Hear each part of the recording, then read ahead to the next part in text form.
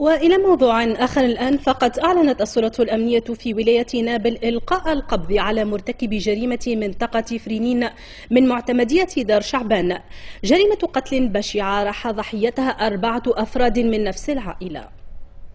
خارج هذا المنزل حكى سيناريو الجريمة، جريمة روعت أهالي منطقة فرينين من معتمدية دار شعبان التي خرجت من هدوئها على وقع مقتل 4 أشخاص من نفس العائلة، هم زوج في 30 من عمره وزوجته التي تصغره ب2 ورضيعهما البالغ من العمر 6 أشهر، إضافة إلى شقيق الزوج الذي يبلغ من العمر 28 سنة. يرحمهم ربي، ظهرهم حق. بشير شقيق الأخوين القتيلين سبقت دموعه الكلمات التي كانت قليلة ليصف لنا مشهد الجريمة. كلموني الصباح، كلمني عمي يجي مع 5:30 هكاك، جيت لهنا لقيت هكاك كما كنت نحكي لك. خويا ميت فم ومرت خويا غاديك وخويا غادي وولد خويا ميت لداخل. ونظرا لواجب التحفظ وسرية الأبحاث لم نتمكن من معرفة تفاصيل أخرى عن القضية التي تعهدت الفرقة العدلية للحرس الوطني بنابل بالبحث والكشف عن الجناة فيها. ولمزيد من التفاصيل ينضم إلينا عبر الهاتف السيد ياسين قميحة، معتمد أول بولاية نابل. سيد ياسين، إذا تم إلقاء القبض على مرتكب هذه الجريمة، من هو وهل اعترف بارتكابها؟ في البداية مرحبا بكم الكل.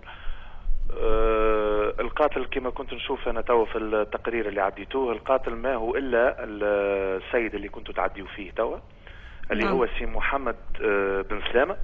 القاتل هو شقيق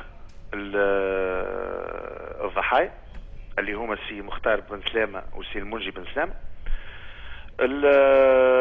المعلومة هذه توصلوا لها الأخيان في فرقة الأبحاث العدلية التابعة للحرس الوطني في منطقة نابل اليوم الصباح، وبالمناسبة هذه معناتها نتوجه لهم بالشكر على المجهود اللي قاموا به لإماطة اللثام على القاتل الحقيقي والفاعل في الجريمة هذه.